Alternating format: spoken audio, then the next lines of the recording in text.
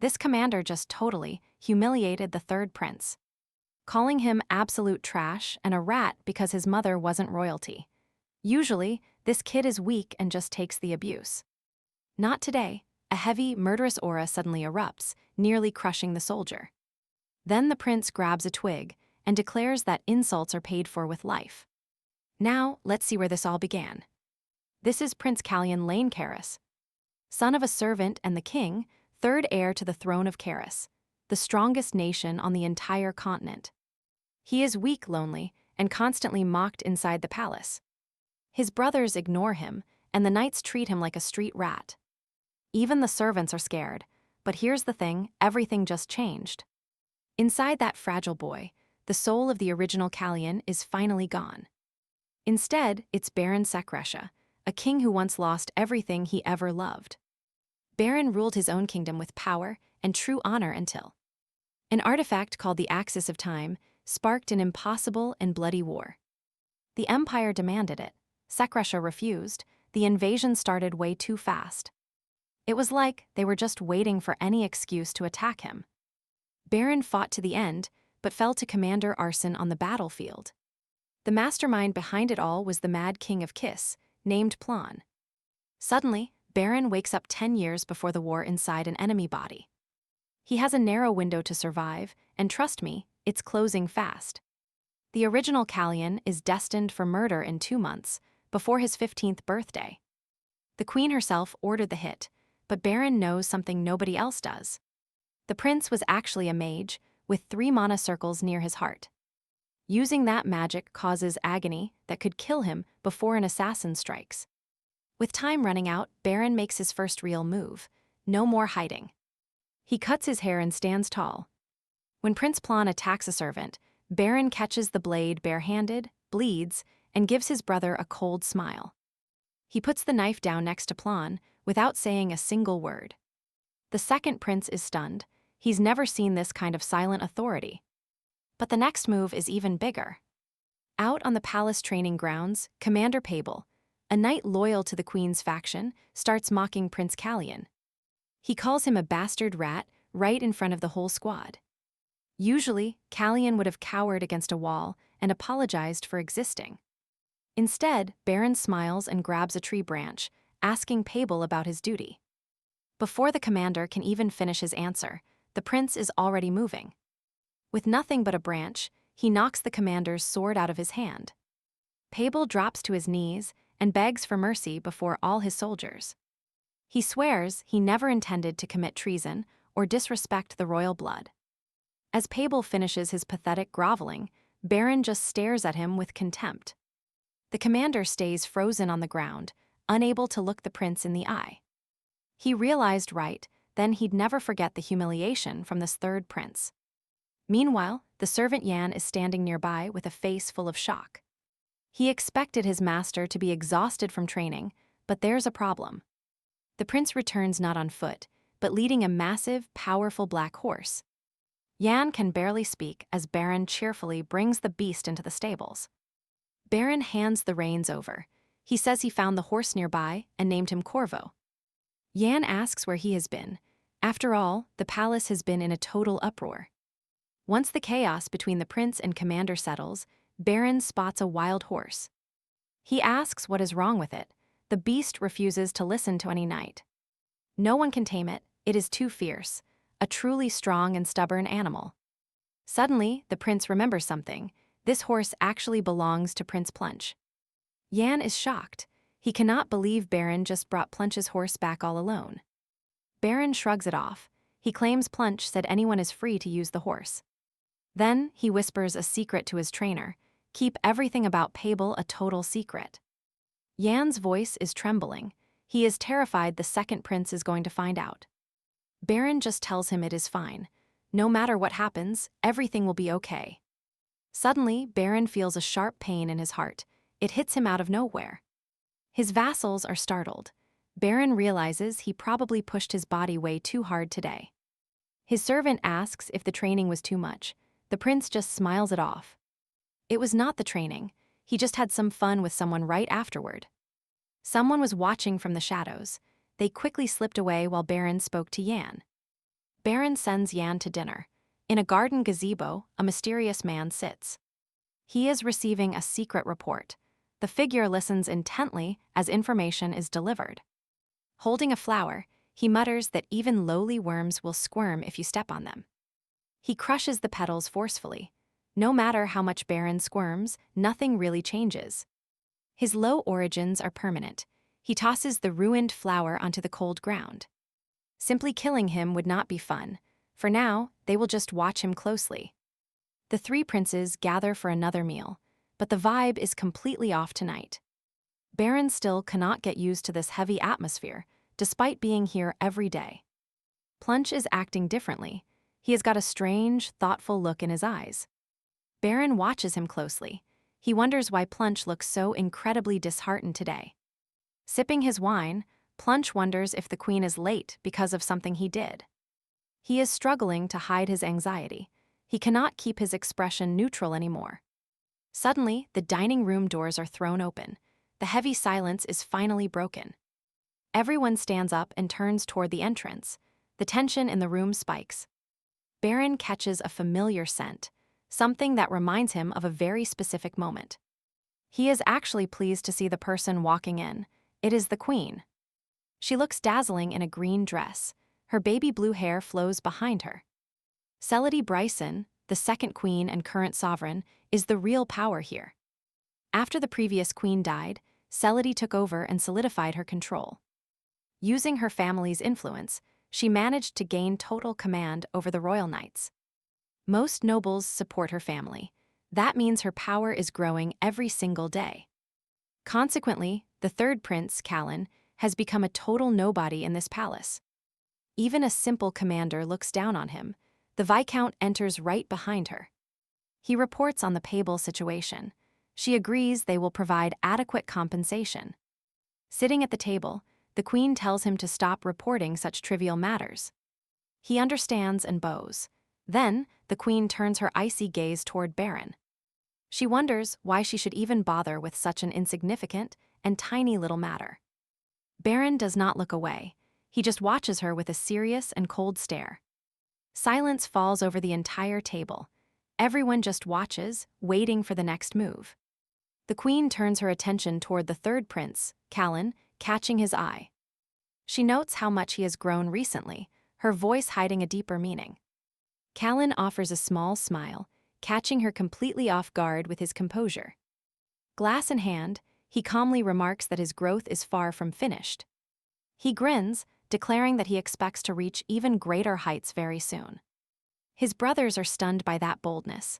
The queen, however, is not amused. She shoots him a sharp, icy glare, while the Viscount suddenly chimes in. He excitedly begins praising Callan's growth, but the tension in the room remains. Prince Plunge glares at his brother in silence as the queen leans in close. She whispers, demanding to know why he kept her in the dark. Plunge is lost. She clarifies she is talking about that disobedient horse of his. The animal refuses to follow orders, yet Plunge still looks completely clueless. When it finally clicks, he looks away, face burning from the sudden humiliation.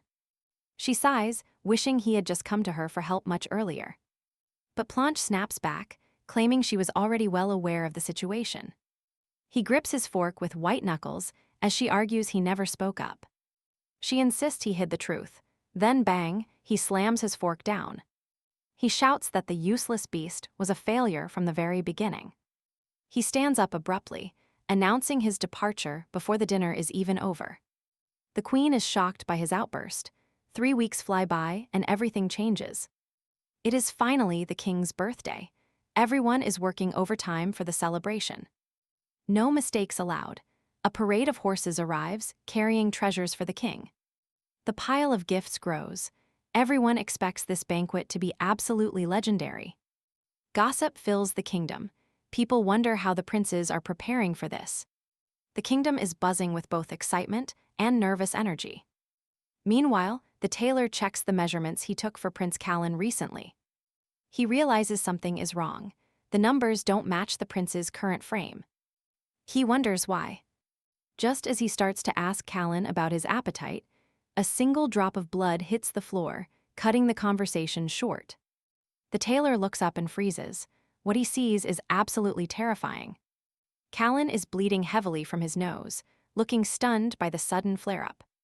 Chaos erupts. Everyone nearby rushes forward to help the struggling young prince. His servant screams for someone to fetch a cloth, while the panic intensifies. Callan tries to brush it off, claiming it is just a minor thing. He blames a lack of sleep, but Yan knows something much darker is happening. The tailor interrupts. The nosebleed is just the start of the problem. He points out that Callan has been wasting away right before their eyes. The weight loss is undeniable now. Finally, the bleeding begins to slow down. Callan knows the truth. He tries to hide his worry with a weak smile. He claims he has just been overworking himself with intense training lately. Secretly, he knows the truth. His stamina is failing despite all the effort. Using mana has become a nightmare. Every single time, the pain is agonizing. He fears his own heart is failing him. The tailor warns him to be careful. This cannot be ignored. He asks if the prince has seen a real doctor. Callan just shakes his head. He insists that a checkup is not necessary. Seriously, of all times to get a nosebleed, right in front of a crowd. The tailor tried to argue, but Prince Callan stood his ground, firmly insisting that he was totally fine. But Yan wasn't letting it go. He claimed he couldn't just sit back, while the real reason for the bleeding was because the prince just wouldn't stop picking his nose. He even added how hard it must be to share such a private hobby. Callan was absolutely floored by his servant's words, while the vassals started whispering.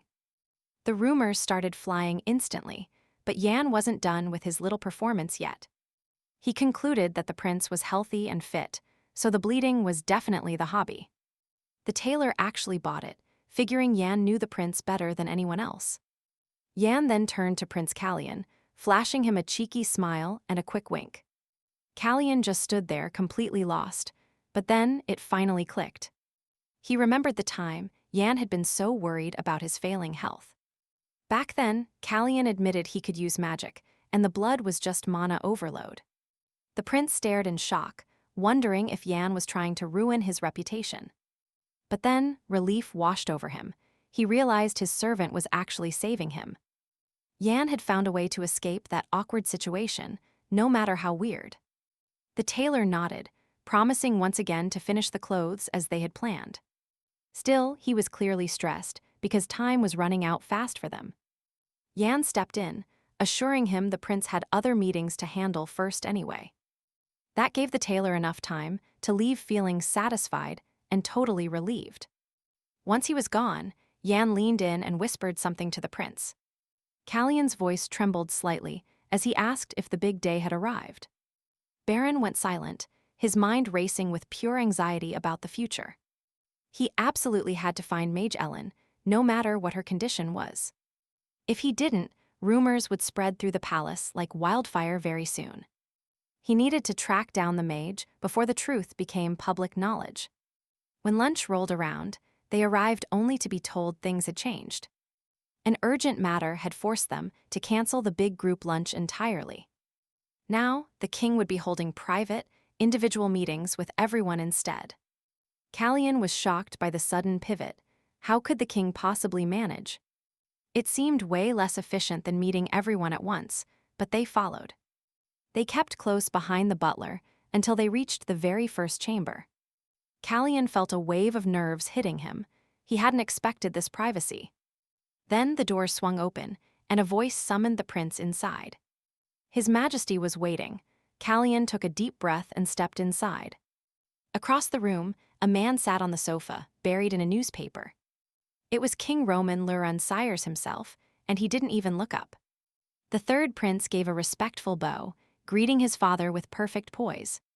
He slowly straightened his back, hoping to finally make eye contact with him. But the king didn't even flinch. He just kept reading that newspaper. Callan knew he wasn't always a stickler for rules, but this was bad. The king was being straight up rude, and the prince definitely noticed it. Finally, the king told him to sit, offering a dry happy birthday. He asked how the prince was doing on his 38th birthday. Still staring at the paper, the king noted he looked well. How cold. Our prince thought back on all his loyal vassals. those who actually cared for his well-being. It was clear to everyone, even the lowly attendants, that his recovery had been incredibly fast. He finally understood why the king insisted on these private meetings despite the lack of time. If the king met all three sons at once, he would actually have to focus on them. One at a time was just easier for the old man to handle. Spending energy on sons who only wanted to congratulate him felt like a total waste. Honestly, Baron found this entire family dynamic to be strange and completely twisted.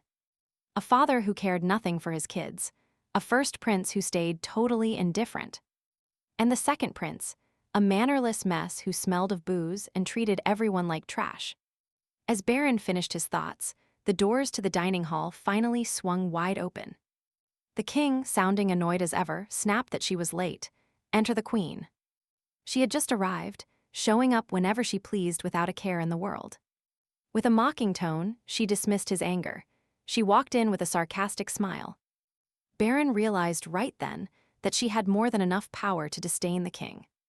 The prince smiled back, but his mind was racing. Someone in this room wanted him dead.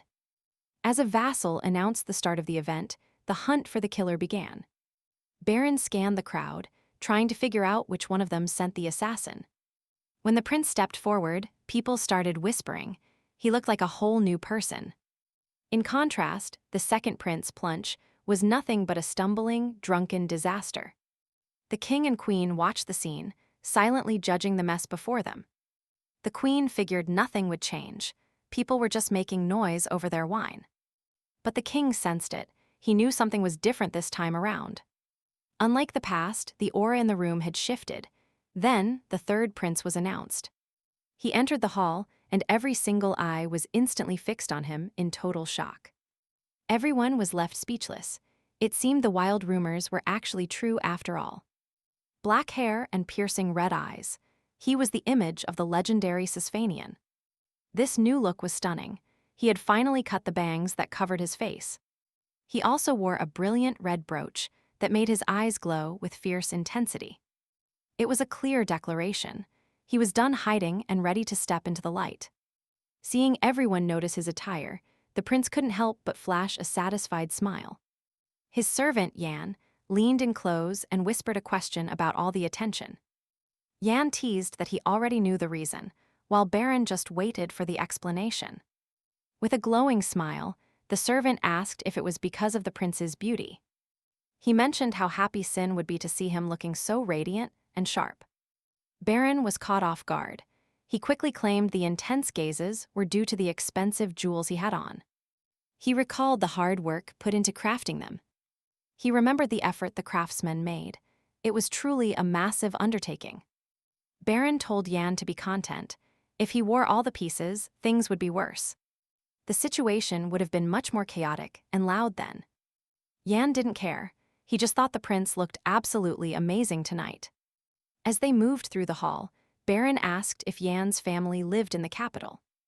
Yan was shocked the prince remembered such a small detail about his personal life. He explained that his sister and father were home, while others lived in the city. The prince then asked if they would ever come to visit the royal palace. Yan replied that they surely would, provided they ever received a formal invitation. An invitation? Baron just stared. Realizing the tension, Yan quickly changed the subject, asking when they should rejoin Raven, who was currently waiting in the garden. Baron saw right through it. His servant clearly didn't want to discuss family. The prince respected his silence, knowing some secrets are best kept hidden. Baron answered the question, simply saying they would wait for the perfect moment. Then, the prince mentioned someone specific he wanted to see, catching Yan completely off guard. Baron then asked if his servant knew the history behind Siegfried Hall. Yan nodded immediately. Of course he knew. It was named after the first patriarch, the legendary war hero Duke Quitros Hans Siegfried. This noble family, Siegfried, was the only powerhouse in Chaos that remained loyal to the crown. For over 500 years, they defended the territory with absolute, unwavering commitment. Baron remembered being deeply impressed by that story back when he was young. Yan started to ask who the prince wanted to meet. But before the words could leave his mouth, the answer appeared. A booming laugh filled the air, drawing their eyes toward a man praising the beauty of the summer night.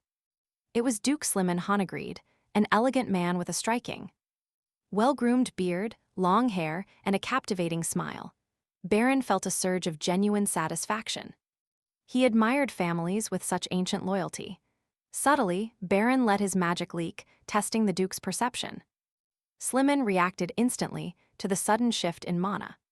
He turned his gaze directly toward the third prince, their eyes locked firmly. Slimane realized exactly where that power originated. Baron cut the magic off immediately. He was pleased. As expected, the Duke detected him despite his power being suppressed. Yan noticed the Duke's interest. Baron knew a master wouldn't miss it. After all, Slimane is one of the continent's 5 greatest master swordsmen. It was still too early for a confrontation, so Baron told Yan to act natural. They turned away, ignoring the Duke's intense gaze as they moved out of sight. Slimane watched them go, sensing a mysterious power emanating from the young prince. Soon, the king raised a glass, toasting to the guests and the kingdom's glory. While the party peaked, Baron and Yan made their escape using a rope. They slipped out the window, heading straight for the quiet, moonlit gardens below. Waiting, there was a horse notorious for being completely wild and impossible to handle. But under Baron's command, the beast turned into a gentle lamb, truly magic.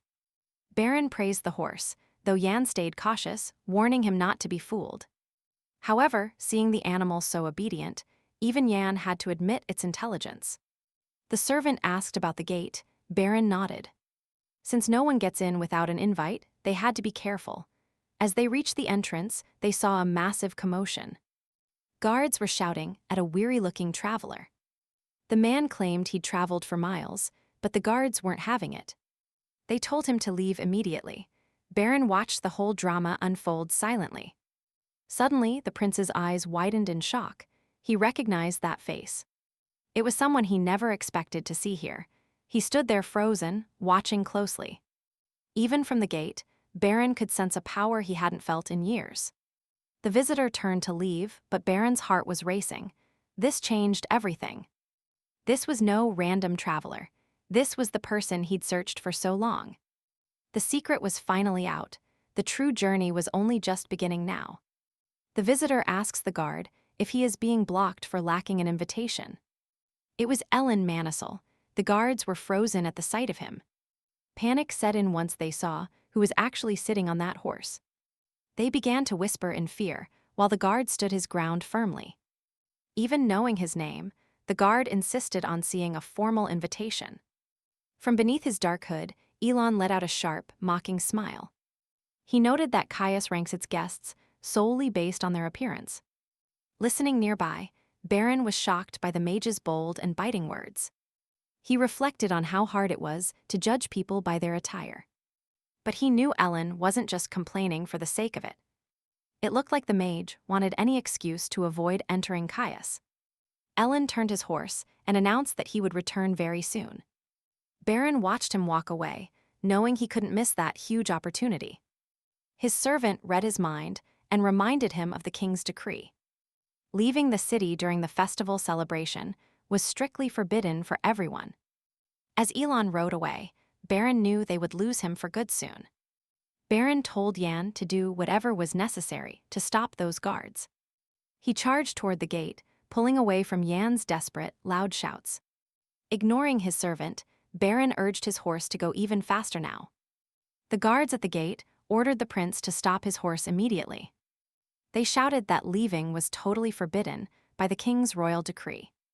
With incredible skill, the prince's horse leaped right over the startled soldiers. He continued his high-speed dash straight toward the exit of the city. The guards were stunned by the sheer power and speed of the horse. Screaming loudly, they announced to everyone that the prince had escaped Caius. They rushed to get their horses and start the chase immediately. Yan stood there paralyzed, wondering how he could possibly help the prince. He remembered his orders to do the impossible to stop the guards. He steeled his resolve, remembering his duty as Prince Callion's loyal attendant. His duty was to protect him. In an act of bravery, he shouted loudly. Yan shouted for the guards to stop, claiming the Duke authorized this exit. One guard barked back, asking who he was to use the Duke's name. Then, untying his hair, he revealed his true identity to all the guards. It was Soyen Siegfried, the eldest son of the legendary, powerful Duke. He declared his name proudly. Sometime later, someone was heard having a great time. Yan sat there looking totally and visibly embarrassed, while the man beside him laughed. Someone laughed incessantly nearby. Soyen whispered it was not a proud moment. Then he called to his father, the Duke, who was still laughing loudly. He couldn't believe his son had pulled off such a clever, bold move. Playfully teasing him, the Duke joked like a father would with a child. He noted that his son had gone out to take care of a boy. The Duke called it a wise move. But Yan disagreed, and felt that His Highness would surely ruin the bond between himself and the king. The Duke simply said he wouldn't ask for details about what had happened. Yan was surprised by his father's calm response. The Duke reiterated his stance. Duke Siegfried stayed silent, choosing not to ask about the incident. He was deep in thought. The implications were heavy. If the prince accepts help from the Siegfrieds, things get complicated. He will start doubting our own support. If a bond forms where he receives aid without any consequences, it basically means our family is publicly acknowledging a friendship with him. An alliance between us and the prince, Brisson is definitely going to have something to say. They will lash out, but in the end, it will all probably be buried and forgot. That was the Duke's final thought. Meanwhile, Prince Baron was still chasing that mage Ellen. He finally cornered him near a fountain. Ellen definitely sensed that the prince was there. The mage joked that the prince surely didn't track him down just to complain about invitations. Not exactly an invite-only party, right? So, why was the third Prince of Caius following him? Why follow a tired old man? Baron suddenly remembered a rumor about high-level mages. Once you reach the 7th circle, you stop aging. Looking at him, it was clearly true. No doubt about it. Baron noted how late it was and asked if Ellen would return. Just go home, Ellen sighed, saying every time he tried to open a closed door the threshold just felt too high to cross. Baron was completely lost by the metaphor. Was it a hint, a riddle? He had no idea. All Baron knew was his own helplessness. He couldn't help the man, so Baron told Ellen he was chasing a closed door instead. Why ignore the door that was wide open? He asked where the mage kept his lost invitation. The one he was offered before. Standing face to face, Baron made his point very clear. He admitted he was the one blocking the wind, forgetting to sweep the dirt from the path. He never expected the guards to make such a clumsy mistake.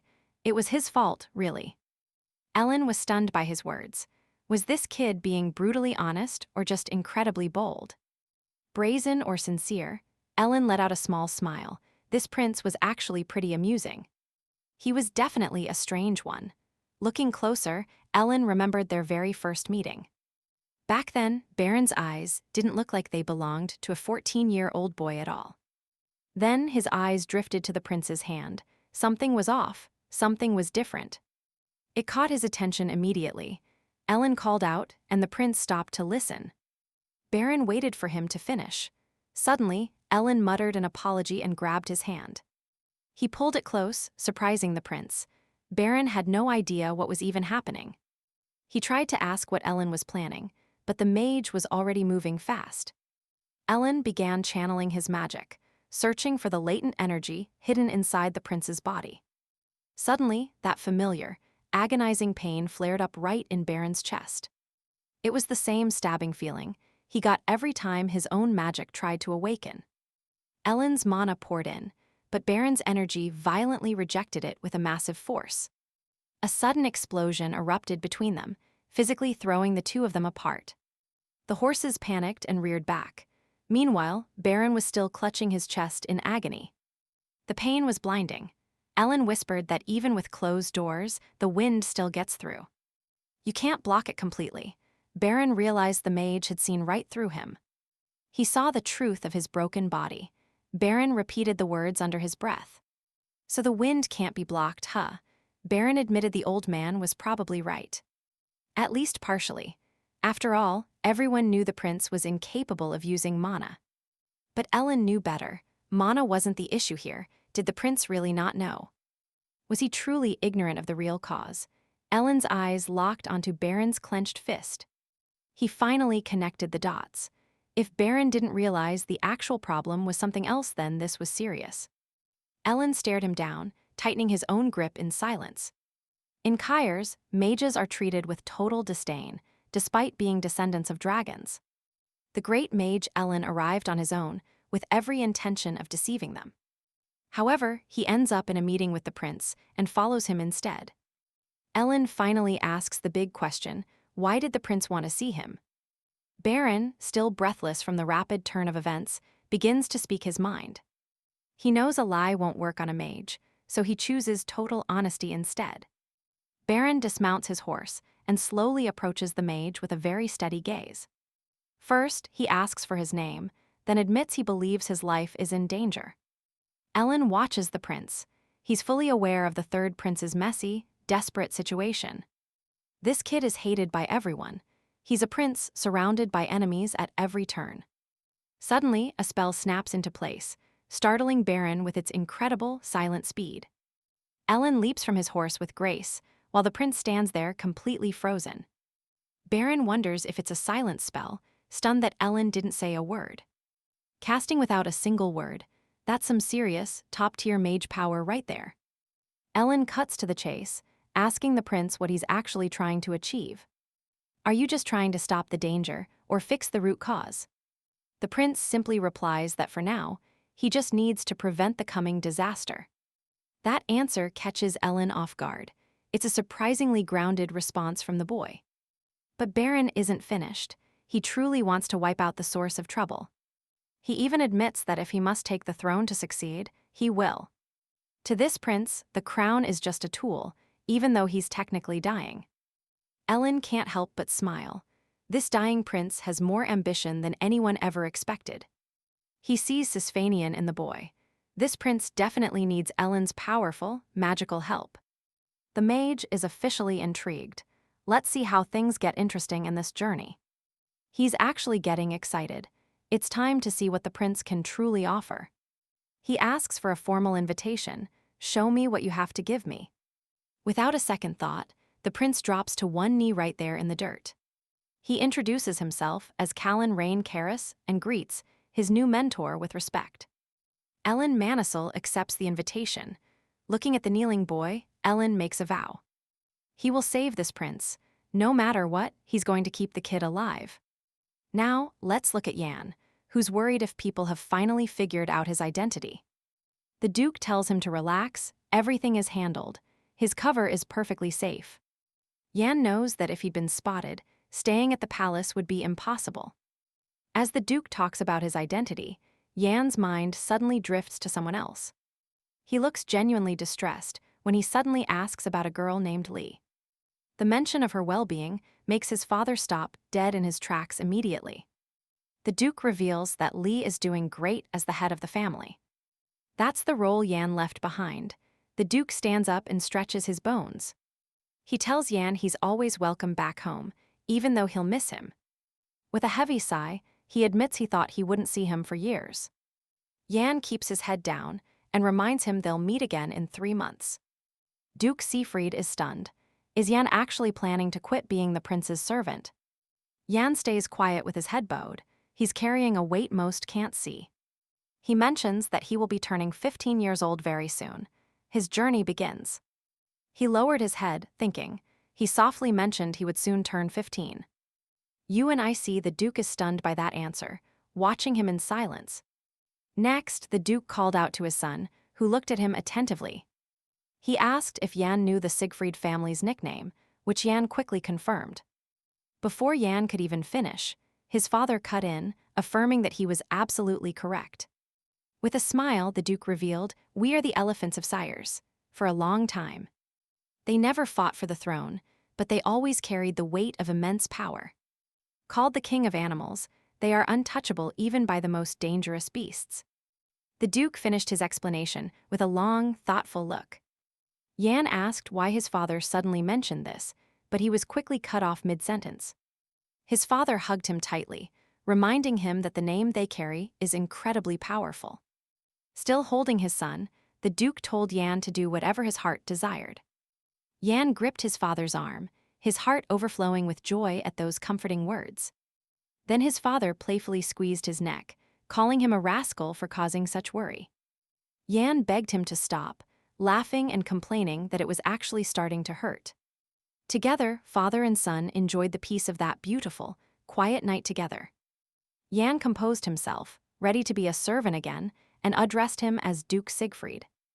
The Duke hated the formal tone and told his son to scram right that second. Yan bowed deeply before his father, promising that they would see each other very soon. The Duke sat on the bench, simply watching his son disappear into the distance. He whispered that Yan's stubborn tantrum only proved he was a Siegfried through and through. Then, the Duke remembered the prince's raw magical power back in the Great Hall. He wondered to himself just when the young prince had grown so much. Looking up at the full moon, the Duke's mind was filled with curious questions. Under that bright night sky, he wondered what the prince was really planning next. You and I see the day dawn beautifully as horses approach under a crystal blue sky. A carriage arrived, and onlookers couldn't believe their eyes when they saw the strange crest. The crest showed 7 red flowers, resting alongside a distinguished silver cane. One woman whispered to a man that Elon Manisel's contract with Rian had finally ended. The man asked why a person like Elon would ever step foot in Caius. It was an obvious choice, especially after everything he had recently been forced through. If it weren't for the king's intervention, he would have vanished a long time ago. The woman asked if this was because of that dark rumor they heard before. The man questioned if those stories about Elon Manisel's son were actually true.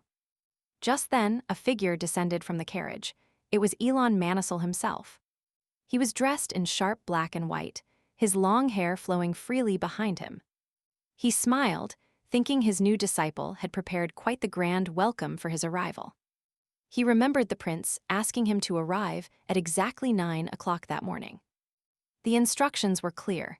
He needed to pass through the open door at that exact time.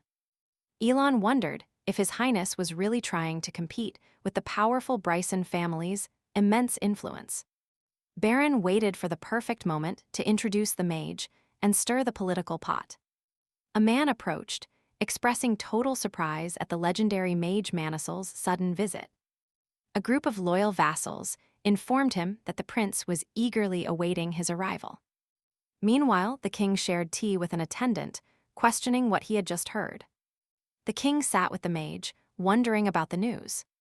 He looked at the mage and asked a direct question. The mage wanted a place to stay. The king asked again, just to be sure. Did he really want to settle down here in Chias? The mage, looking completely calm, confirmed that he did. He needed a base of operations right here in the heart of Chias. The king couldn't help but wonder why this powerful mage wanted to challenge Seal so suddenly. He knew he needed power like Elon Manisel's, but he never expected this. For the mage to offer his services first was a shock. The king searched for an angle. What was Elon really planning? Quietly sipping his tea, the mage finally broke the silence. He mentioned the town square. Last night, amidst the crowds, he had spotted something rather peculiar. A black cat with piercing red eyes. The king listened, though he was clearly losing the thread. Elon explained the creature was unusually smart. So smart, he actually considered teaching it. But the poor animal had nowhere to go. This confession caught the king completely off guard. The king was baffled. What on earth would you teach a common stray cat?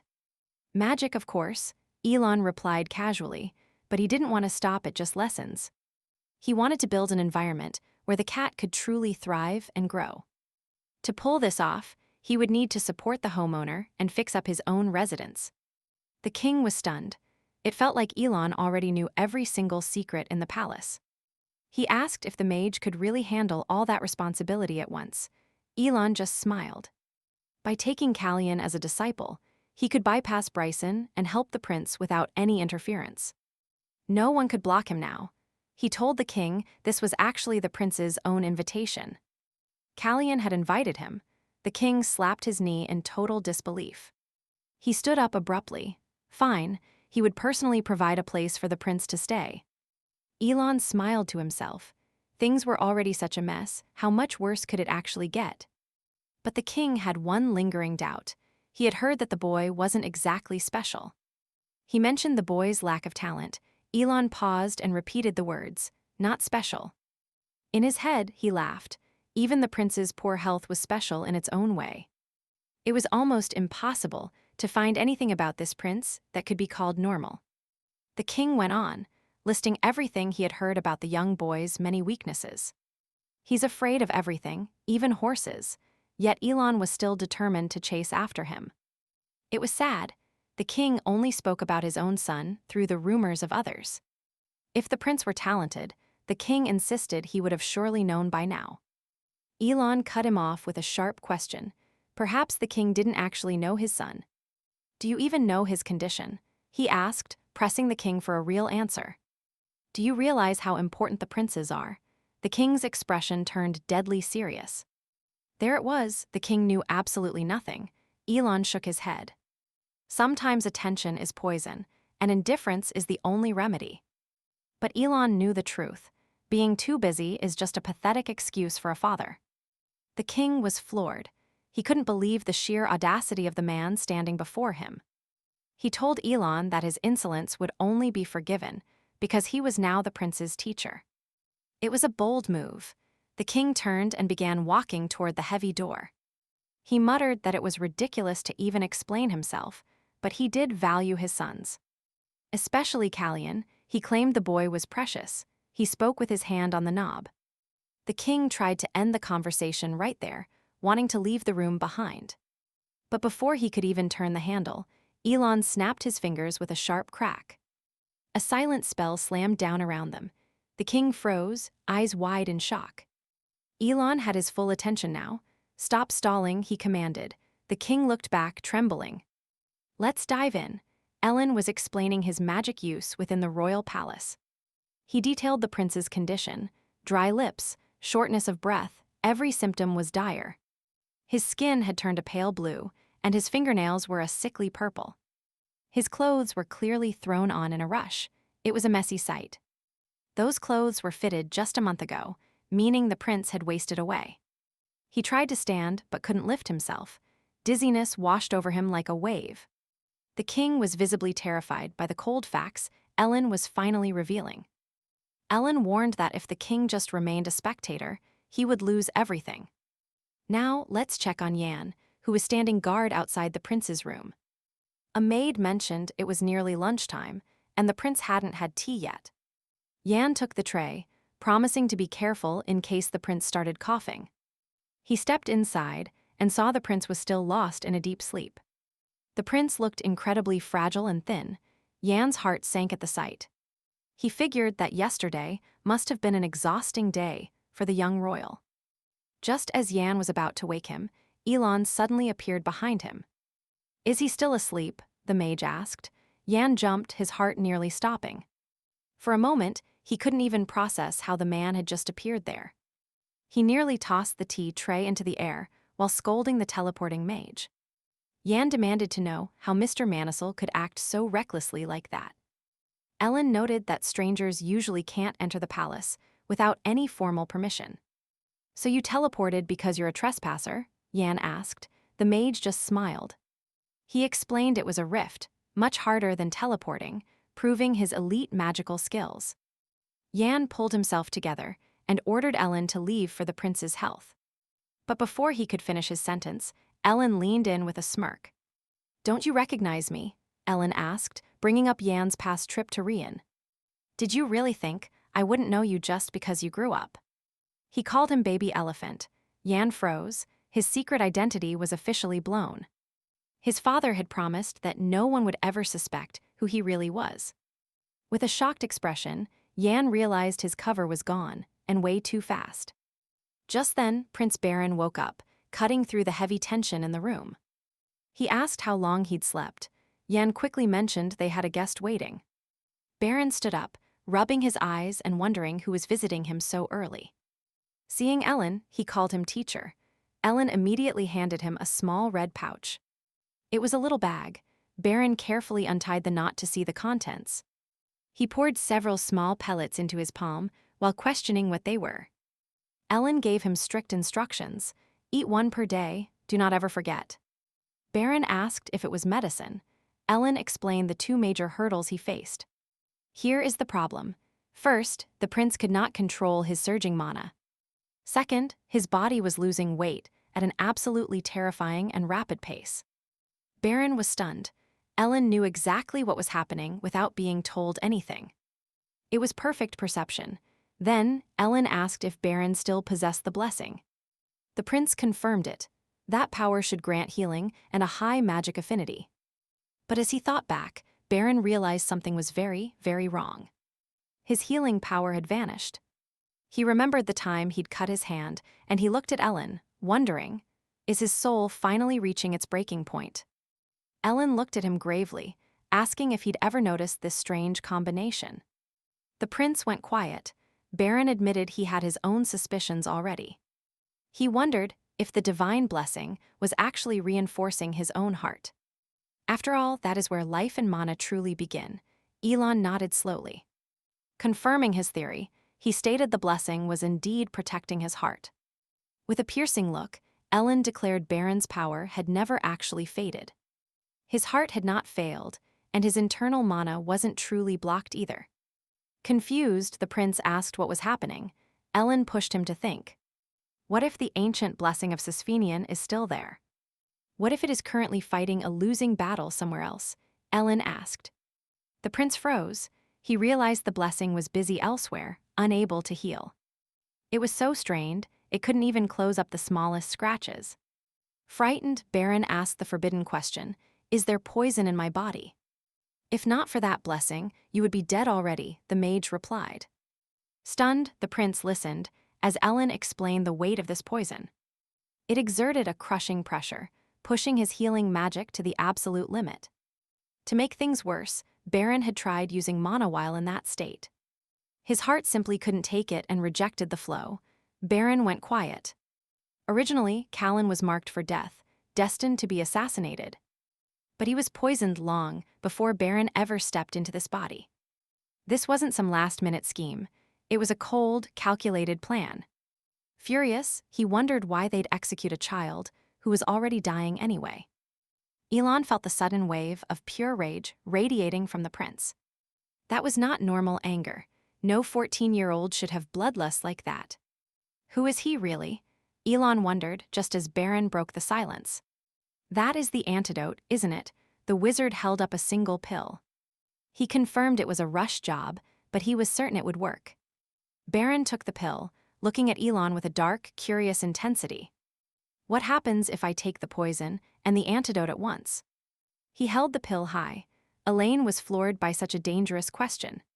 He warned that even with the cure, taking more poison would be fatal. It would only buy him a little time. Baron just smiled coldly. That's enough for me. Ellen was shocked. Did he really mean it? Did he actually know who was behind this? Baron nodded, he knew. He had more than a clue. It was the tea he drank daily. He drank it every morning before everyone, and he always drank alone. Did the original Callian realize the danger and try to reject the tea? Was that why he was killed? Baron realized the game had changed. Now that he is in this body, their tactics might shift at any moment. He told Ellen that until they knew the next move, silence was key. They had to keep this a secret. The wizard asked if that was all.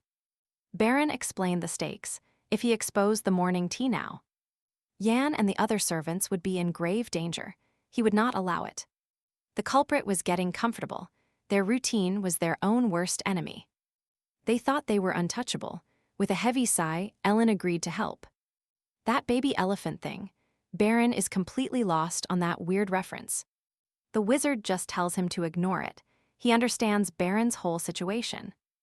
Then, the wizard asks him point-blank what his next steps are going to be. Baron thinks back to his father, calling him a fool once for being naive. To get someone's trump card, you have to offer something up in return first. Moments like this, he remembers his father. Baron asks Ellen to lead him out. He needs a palace escort tomorrow. The next morning, it starts with shouting. Someone is screaming for Prince Plunge, demanding that he wake up already. The door flies open as someone rushes into the prince's room in a hurry. The servants are kicked out immediately by the person who just burst in. She rips back the bed curtains with one sharp and very sudden movement. It's the queen. She asks why he's not ready for his afternoon engagements yet. Plunge is just sitting there on the bed, shirtless and looking absolutely exhausted. The queen's face says it all. She reeks the heavy alcohol smell. She asks if he still hasn't pulled himself together after the drinking ban. He was forbidden to drink at the ceremony, but clearly didn't listen. Calmly, Plunge grabs some water and asks why she's even in his room. He tells her to just say her piece and get out, cold. The queen is fuming, literally biting her lip to keep herself from screaming. She informs him that Callan has a new mentor, the mage Ellen Manisol. The 7th circle mage. Even the aristocrats are already starting to waver and switch sides.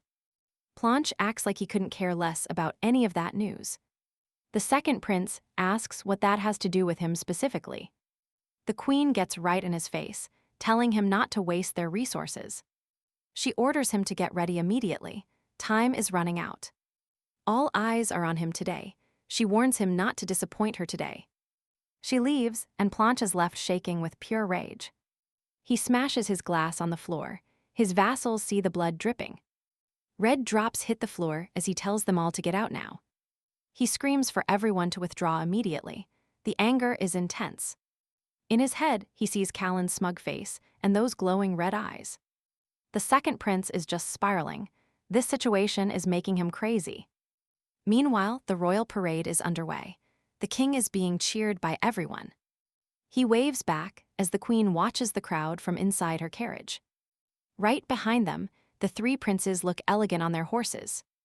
A kid on his dad's shoulders is happy to see all the princes. The dad points to the one in the very back as his favorite. It's Prince Callan. In that red outfit, his eyes look absolutely stunning. His servant, leading the horse, leans in to ask a quick question. He looks worried, asking how the prince is feeling that day. He's so relieved that the prince looks so much better than he did yesterday. Callan just smiles, saying he managed to get some really good rest at last. Truth is, it's probably because he finally took that antidote the other day. That sharp pain in his heart, it's finally starting to fade away. The servant starts listing off the massive daily plans. A full day ahead, the parade, riding, and finally the ball. Callan reassures the fretting servant that he feels much better. He can handle every single engagement today easily. No problem at all. Meanwhile, a mysterious hooded figure lurks quietly in the crowd. Hidden deep within a narrow alleyway, he watches. From his horse, the prince spots the man. Something about him feels off. Our prince tries to identify these strangers. He has never seen them. Suddenly, memories of the war that ended his previous life flash back. Specifically, the man who once saved him. It is that very same savior now standing in the alley. The prince is stunned, questioning if it is truly Kyrie. Then, total certainty hits him. It is. His horse Baron senses him too. Kyrie is definitely here. Our prince wonders what on earth Kyrie is doing in Karis. Baron suddenly lunges toward the alley, but the servant tugs the reins, keeping the horse steady. They cannot deviate now. Callan gives the order to continue the procession. As the hooded figures turn to disappear, the servant senses something important was there. Baron just watches them go. He knows. Reaching down, the prince gently strokes his horse to calm him. With a knowing smile, he tells Baron, "You felt it too, right? But we cannot go yet." The men vanish. Once they are gone, Callan drifts back to the past, to his death. He remembers Kyrie smiling, even as he sacrificed himself to save Callan. So heartbreaking. Now, as the royals walk the red carpet, a man approaches. It is Melior Paloon, the Emporium owner, here to lead the day's event. He organized this horse show instead of the Romas. Callan feels detached. He knows this event was the start of a useless, draining political war. He remembers today's tragedy. Prince Randall gets injured, and Baron Paloon is sentenced to hang. All because of this very show. Meanwhile, a smiling Paloon guides the royals forward. Once they arrive at the venue, he leads them to their special VIP seats. Looking around, Callan spots the massive chandelier. He knows exactly what that thing is. That is the heavy light meant to crush Prince Randall. Strange that the guards missed something so obvious, especially with the king himself present. Even the papal knights are here. Then he remembers that annoying commander. Callan smiles faintly, deep in thought. As Paloon leads on, Callan wonders if he should actually let this man live. He knows Paloon is a snake who will do anything to impress the king.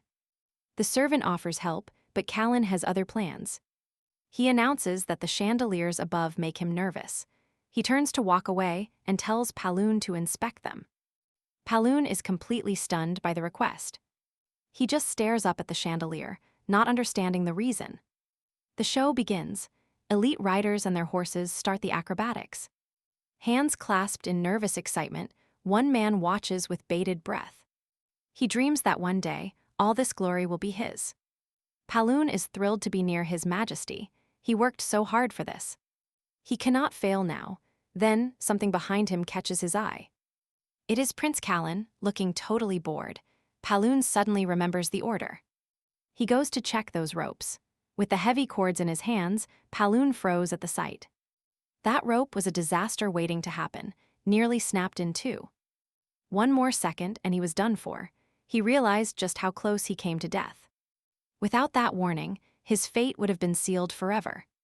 Watching the prince, he couldn't help but wonder, how did he see that coming so far away? He realized the prince was incredibly astute, calculating every move for his own benefit.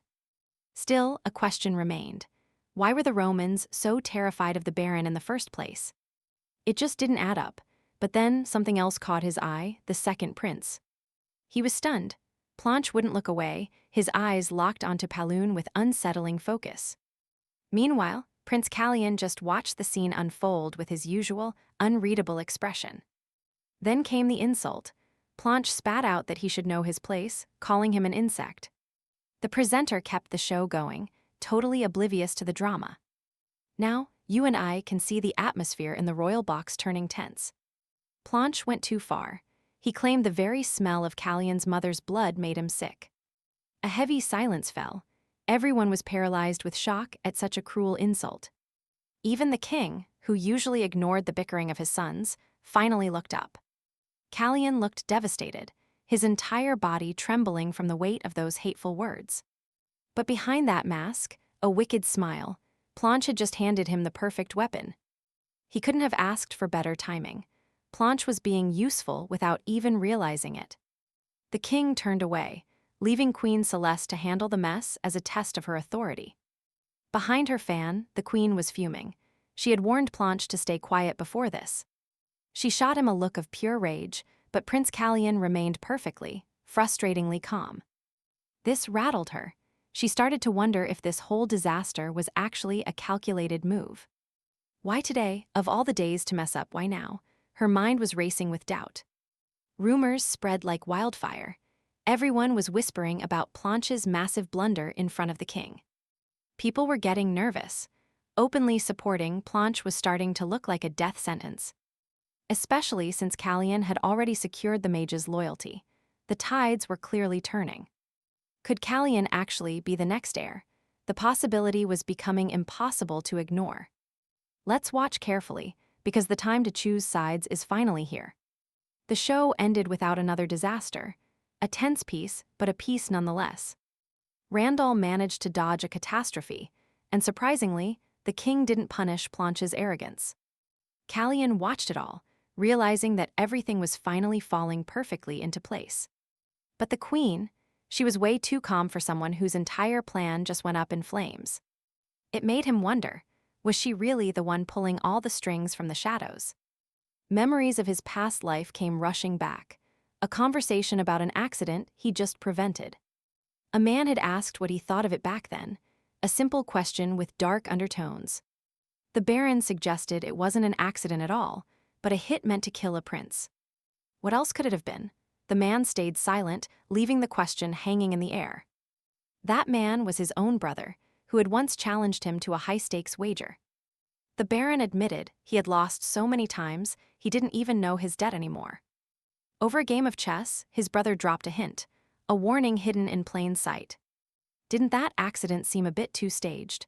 Like a loud announcement targeting the royal family. The Melior Merchant Guild was massive, the second largest power in Caius. For Renan Roman, the top merchant, crushing the Melior would be incredibly profitable. If the Melior were gone, his primary competition would vanish, leaving him to rule the markets. The pieces were all on the board. The real game was starting. Prince Callan turned to his servant. "What is the Paloon Guild's biggest money maker?" Ian didn't hesitate. "They are famous for their massive diamond mines, Your Highness." Callan had his answer. With Paloon gone, the Ramans could seize the diamond trade. The prince was going to walk away after saving the Baron, but things changed. Now, he would make Poon pay dearly for every bit of trouble he caused. Elsewhere, Baron Poon was trembling in absolute fear. He scrambled to clear his entire schedule, too shaken to face the world today. His servant was stunned. How could he skip the ball? It was unthinkable. The Baron faked being outraged by Planche's behavior just to get his way. Claiming his dignity was wounded, he declared he would not attend a single meeting. Back at the palace, servants were busy prepping for the night's big festivities. Inside his private chambers, King Roma looked deeply disturbed by something heavy. He was brooding, his mind racing through every disaster that had unfolded. He remembered the mage's warning. If things continued, Callan was just the beginning. Then, Planche's cruel insults started echoing in the back of his mind. The boy had spat words of disgust about Callan's mother and her dirty blood. A flood of memories hit the king. Suddenly, he saw a beautiful red-haired woman. It was Callan's mother, the woman who had once been King Roma's wife. She was on her deathbed. Suddenly, a guard burst in, startling the king. The guard announced that the queen was demanding an immediate audience. Before he could answer, the queen swept into the room, heading for him. A nervous servant started clearing a cup, offering to bring the madam some tea.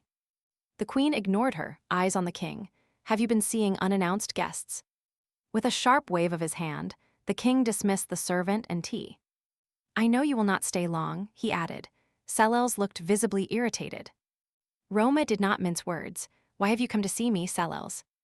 Sitting down, Celeste dropped a bombshell. "House Roma will take responsibility for the incident." It was shocking to see her act, so humble, over Planche's reckless mistake.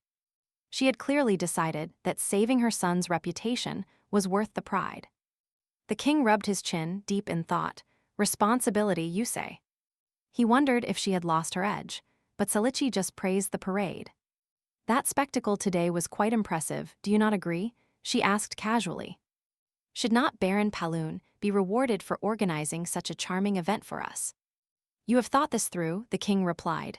Then Cleese snapped her fan open. Hiding her face, she made her move. "I will give you the exclusive rights."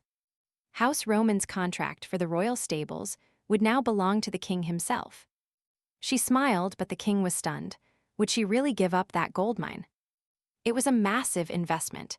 Then he remembered what Manasol had told him. The mage knew the queen would offer a major bribe to fix her son's mess. However, she was not desperate enough to pull her secret knights from the palace. Manasol explained that she would try to make a deal that looked totally fair. "She will give you an offer you cannot refuse," the mage had predicted. "When she does, show her that your majesty is willing to overlook the incident." The king crossed his legs, looking much more relaxed now. "Game on." "Fine," he declared. "Planche and I will enter the ballroom together tonight." Tonight, this left the queen completely stunned, though she couldn't hide her joy. Wearing a bright smile, she remarked that he would be absolutely thrilled by this. Following the deal, Roman and Planche entered the ballroom together, side by side. Baron Paloon was officially named the royal, stable's exclusive, and sole provider. Everyone realized this was just Celeste's clever scheme to protect her son's reputation. It was simply impossible to imagine House Roman taking such a massive hit. Now the queen was stuck paying the price for Planche's foolish, costly mistake. This proved Callan was finally a serious enough threat to force her action. Inside Callan's private chambers, he and his loyal servant Ian were quite impressed. Staring at the gifts, Callan noted how quickly people are to switch sides. While Ian asked what to do with the haul, the prince enjoyed the victory. Seeing plunge and the Romans lose their influence was more than enough for him. Callion wanted no traitors in his circle, so he ordered most gifts returned. He only allowed the offerings from the arcane enclave and Palun to stay. As he turned to leave the room, he reminded them to record every sender. Just as he was walking out, a specific gift grabbed his full attention. It was a massive, stunningly bright necklace covered in deep, blood-red gemstones. This incredible treasure didn't just shock the prince, it stunned everyone present. Then Callion asked if it was a horse collar, finding the choice very odd. He called it specific and asked if Ian had mentioned anything to the sender. Ian replied that he'd only noted how much the young prince liked Raven. This was an unexpected tribute. Callion wondered why there was jewelry only for horses. He felt like he was being tested. Accepting this meant a life debt settled. The sender would likely send another treasure later to consider the favor paid. With a sly smirk, the young man decided he wouldn't let it end here. He wasn't going to be satisfied with just a simple, albeit expensive, red jewel. Callion told Ian to find the necklace's true cost and send money to Palun. Ian asked if they were buying it, but the prince had other ideas. He said they weren't buying it since the piece was truly one of a kind. Pointing toward a strange carnivorous plant, Callion gave it the prize for originality. Ian went to check the sender and found it was from the arcane enclave. The prince was baffled, joking about sorcerers and their very strange aesthetics. As Callion picked up a letter, Ian noted it came with specific instructions. It was a magical flower that released glowing pollen after it finally died. It's a very popular specimen among herbologists and scholars of the craft. At first, the prince didn't get it, but then a spark lit up. He smiled as if he'd finally unraveled the true meaning behind the gift. Ian asked if they should return it, but the prince insisted they keep it. While the maid tidied up his room, a new idea began to form. Suddenly, a sharp cry from Ian caught the busy maid's full attention. In the background, Ian checked if everything was okay, and the prince said yes. He claimed the teacup had simply slipped from his hand by total accident. The cup had shattered, spilling tea and leaves all over the expensive floor. Ian immediately ordered one of the maids to hurry and clean the mess. As she started cleaning the prince's clothes, he noticed something very strange indeed. Tea splashes onto the petals. The flower is now partially soaked in the liquid. While the maid cleans the mess, Ian worries, will the tea harm the plant? The prince clarifies the situation. No, it is fine because the tea was not poisoned. Stunned, the maid listens. He then tells them to leave the pot right there. He has grown fond of it. Now, you and I see two men riding. One rider thanks the other for carving out time from a very busy schedule. It is the prince and the mage. The mage insists he could never refuse. Especially when the young man is risking his life. He looks happy outside today. The palace is suffocating compared to this. The prince agrees with a small nod. He almost says it is his first time out, but pivots, seeking amusement instead. He must remember his identity. He is Callan now, no longer the royal baron. He asks if the mage truly secured His Majesty's permission for this secret trip. The mage smirks. His Majesty is likely receiving the request at this very second. Baron is not shocked by this bold attitude. He feels just as guilty himself. He recalls ditching Ian to go with the mage, who calls him an apprentice. The prince is actually pleased. To him, being an apprentice is a massive compliment. Manhwa then turns serious. Is the prince still taking the antidote regularly as told? Baron looks him in the eye and confirms it. He is staying on schedule. He took a dose earlier today and feels great, much better than he has. In fact, he is doing so well that the poisoner is likely starting to panic. Everything is falling into place. The enemy will walk right into the prince's trap. The mage admires his creativity. He wonders if the prince even needed his help. That is not true, the prince replies. He smiles, thinking of a special gift. Nothing would be possible without the interesting gift the mage had sent him. They reach a crossroads and stop. This is where their paths must diverge now. The mage turns his horse back. He will only go this far for today. He considers going with his apprentice, but decides to let him go alone. The prince pulls his hood up. He knows the mage understands the path ahead. Manhwa mentions a magic shop on Tania Street. He wants to meet there later. Meet me there when your work is finished, the mage asks the young prince. Spurring his horse, the prince agrees to meet. He wishes them both good luck. They depart in opposite directions. Next, we see a blacksmith forging a new sword. The prince grips the blade. He lifts it high to check the steel craftsmanship. Riding out on his horse, he feels that this gear should finally be enough. He sheathes the sword.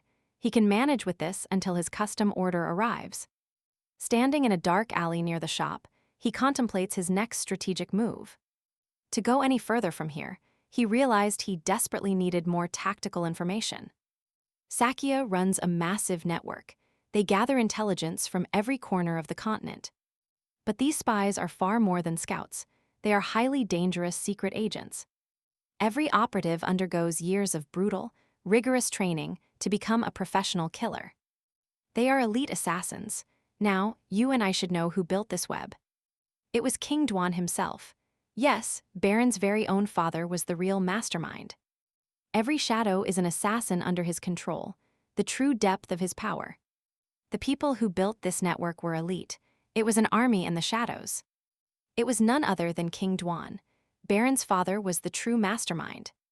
Baron hides his royal identity, pulling his hood low to vanish into the night. He slips down a dark alley, passing two men who seem completely wasted and oblivious. Nasha Street at last. The Pigeon Post Center is close, but Baron stays on high alert. He knows how lethal these assassins are. After all, he was their teacher. As the drunks stumble by, the prince adjusts his hood. One mistake could expose everything. If the assassins realize a Prince of Cares is here, it is game over for him. Kidnapping or worse would follow. His striking black hair and crimson eyes are a total giveaway. Those red eyes are way too famous. For now, discretion is his only real friend. He enters the post center. The place is massive, filled with the soft rustle of feathers. 2 floors of birds stretch out before him. It is even more sprawling than he imagined. Suddenly, a young worker approaches. You and I can see the suspicion in the boy's eyes. He asks if Baron needs a carrier pigeon, but our prince has a different goal tonight. Baron notes the birds are still asleep, a comment that immediately puts the attendant on edge. The man replies they are just sleepy birds, but something about his tone feels off. The prince observes they look exhausted, as if they have just flown across the entire continent. The man confirms the long journey. Baron keeps looking, his eyes landing on a specific bird. It has a key-shaped mark on its back. Baron calls it the animal's resting place. The worker's mood shifts instantly. He demands to know what Baron is actually doing there. Baron plays it cool, claiming he is just looking for bird food, but the man knows. He says Baron came to the right place, then bam, the attendant attacks with terrifying speed. A piece of Baron's hood is sliced clean off. This guy is definitely not a commoner. A dagger is pressed against Baron's throat. The man claims he has not sold pigeons lately. This fighter is elite. Baron realizes Callie's current body is not ready for a real fight. Slowly, he moves the blade aside. He tells the man it is obvious why no pigeons were sold. He has only just arrived in this kingdom. The tension in the air is thick enough to cut. The attendant stares him down with a chillingly calm gaze, waiting for the prince's next move. In this world, birds mean spies, and birdseed is code for high-level information. Secretion spies are ghosts. They hide their faces even from their own brothers in arms. It is all about mission security. If one falls, the whole web stays safe and hidden. The man asks who Baron works for. The prince just smirks, staying perfectly composed under pressure. There is no way for the man to check his story, not yet at least. He uses his father's name, Nabele, as a cover. Now, he is officially a secretion spy. When he claims to be one of Neba's men, the attendant is visibly shocked by the name. Just like that, Callie becomes the first prince to ever spy on his own royal kingdom. Since that is settled, Baron asks for intel. He says he has only just left the nest. The man yields and opens a hidden passage, signaling for the young prince to follow him. As they walk, the worker says they will be seeing each other often from now on. He tells Baron to call him White Falcon. The game of shadows is finally starting. Baron counters with his own code name, Red Swan, a name that sounds strangely elegant. The man promises to remember that name. They reach a room packed with dusty old books. He asks what kind of bird feed Baron needs. The prince has a very specific shopping list. He needs an item and a lead. The man says it will cost exactly 8 furans. He demands the payment up front, which catches the prince off guard. That is a lot of cash. Baron is stunned. The man does not even know the request yet, but he is already charging. He starts to wonder if this guy is actually legit or just looking for a quick payday. No mind games here. The man clarifies that they always charge a standard fee. Just strictly business. He then slides the young man an item and some intel. Along with the tool, he gets a report. Baron unfolds the paper to read. He scans the lines. "Are you sure this is the right place, White Falcon?" Falcon nods. "It is the only spot that fits your specific needs, Prince." Baron offers his thanks and turns to leave, but then the man warns him. "Be careful," that stops Baron cold. This guy did not look like the type. He is not the caring type. Falcon warns that the destination is beyond dangerous. It is a death trap. Opening the door, the prince realizes something very chilling. "Nothing is more lethal than you, White Falcon." That is what Baron really thinks. He leaves the informant behind. Our prince moves on to find his final goal. He reaches the river crossing, but a strange crowd is blocking the main bridge. What is going on here? Baron tries to slip past them without a scene. No luck. Suddenly his horse rears up, terrified by something in the cold air. Easy now. Baron tries to settle the beast while a local man approaches him. The man explains the situation. They are performing a rite for the dead souls. It is their final journey. He asks the prince to wait just a moment. Baron is confused at first. Then he looks toward the water and it hits. This is a funeral, a solemn ceremony to say goodbye to those who passed. He steps down from his horse. "I can wait. I will not disturb them." He is showing respect. Every kingdom has its own traditions for the dead. Take the Syrians. They believe souls leave this world tucked inside red flowers. The river carries them away. Crossing a bridge now would blow them off course. They would lose their way. It reminds him of his own home in Sisha. There, they used cinar flowers, beautiful white petals left on graves in grief. These flowers are magical, white at dawn, but turning deep purple under the moon. It is a symbol, day and night, life and death, forever separated but connected. A final goodbye. This rite gives the people the closure they desperately need. Baron stands there in silence. He waits for the entire ceremony to finally finish. As he waits, his mind wanders. Did his brother ever leave him a flower? Or did he just use that Arcus Tempest instead? The thought leaves a sting. Then, a dark realization. Maybe I am just a lost soul drifting between worlds. A spirit on the wrong path. The man from the crowd breaks his focus. He thanks the prince for his patience. The path is clear. You can pass. Baron stays silent. He climbs back onto his horse, eyes fixed on the horizon. The past is dead. He is not that man anymore. He is the prince. He pulls back his hood. Tell the souls they can travel in peace now. Let them rest. The man looks up and his heart nearly stops in shock. He recognizes that face, but Baron is already moving, crossing the bridge alone. He watches the prince go. Behind him, another voice calls out to finish things. "Is everything okay?" she asks him. The man just shakes his head. "It is nothing." Now here is the twist. That man, it is Arson, the High Magistrate. This is the man who killed Baron in his past life as Sekresh's prince. Arson uncovers his face. He tells his friend that the traveler seemed decent. Little does he know who he was just talking to. This world is small. Baron stops outside a tavern named Suspanian. It is a famous name here. He mutters that it is truly incredible. The rumors were right after all. His spies said this city was crawling with Suspanian followers. They were not lying. As Baron steps inside, the host greets him warmly, ready to find him a seat. But the prince declines. He has business on the 4th floor, he says. He points upward, and the man's face instantly turns pale with pure shock.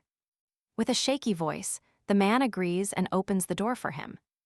The man leads the way, and the prince follows him into the shadows.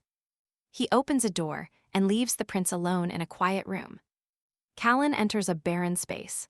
No people, just empty tables and chairs standing in the dark.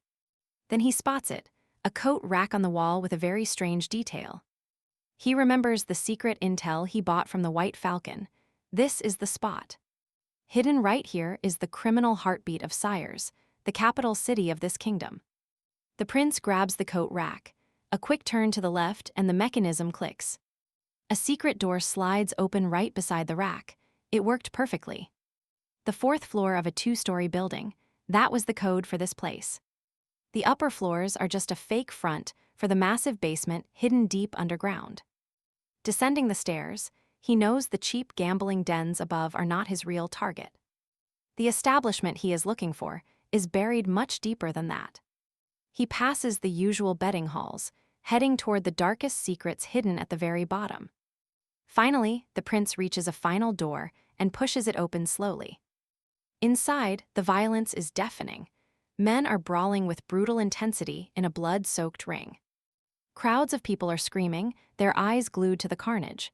This is exactly the place. The prince has found what he wanted. The air is thick with bloodlust. The crowd howls for more blood. They have put their money on these desperate fighters tonight. The announcer bellows, "We have a winner. Gerard has claimed another victory today." "Collect your tickets now," the announcer shouts over the roar of the excited crowd. "If you bet on the white side, come get your gold right now," he yells. The defeated man is dragged away while the crowd screams insults at him. Standing in the shadows, the prince watches the chaos unfold. The air here is absolutely suffocating. The screams belong to people who have lost their souls, he thinks. It is a repulsive sight. He observes the madness. These people have abandoned their humanity for a few pieces of gold. Suddenly, a man approaches Baron. "Hey, you forgot to pay the entry fee," he says. Baron hands over the money, and an attendant is called to guide him. "Follow her to table 27, the man orders. A beautiful woman in red then steps forward. She has striking blue hair and a lovely face. She reaches out to take the prince's arm. Without a word, she leads him through the room. The prince wonders if she can speak. She turns her head slightly, and that is when Callan notices something truly horrific. Her ear has been mutilated. The prince is frozen in shock as he realizes the truth. These women are not here by choice. They are slaves trapped in this hellish place. He looks closer and spots the tracking collars locked tightly around their delicate necks. They are under constant watch. Every move they make is monitored by the monsters who run this. The woman nudges him gently. She points to a tray, asking if he wants to bet. Baron reaches into his pocket. He needs to blend in if he wants to survive this. "I will play along for now," he thinks, placing his bet. He was not leaving until he got what he wanted. Sliding his gold onto the black side, rules here were simple, just bet on the fighters. If your pick wins, you double your gold. Bet 3 coins and you leave with 6. Bet 6 and you receive 12, the wealth keeps growing. The potential winnings were huge. Then, the 10th winner of the night was announced. Panther of the Steel Legs, the announcer shouted for the crowd's attention. Winning tickets were ready for collection. For those who backed the black side, it was time to collect. But then, the entire room just froze up. Baron's mere 3 florins had transformed into 1,536. Everyone was stunned. People stared at the pile of gold on the table and whispered, "Baron then." Parts that aren't quite right, so after that, when everything is ready, inserting the right images and syncing the audio together, then we proceed to export the video for publishing. So this is the process that I create a complete video. Therefore, I really hope that the YouTube support team reconsiders their decision. Check if there are any mistakes anywhere to help us return to the program earning money from YouTube. I sincerely thank you.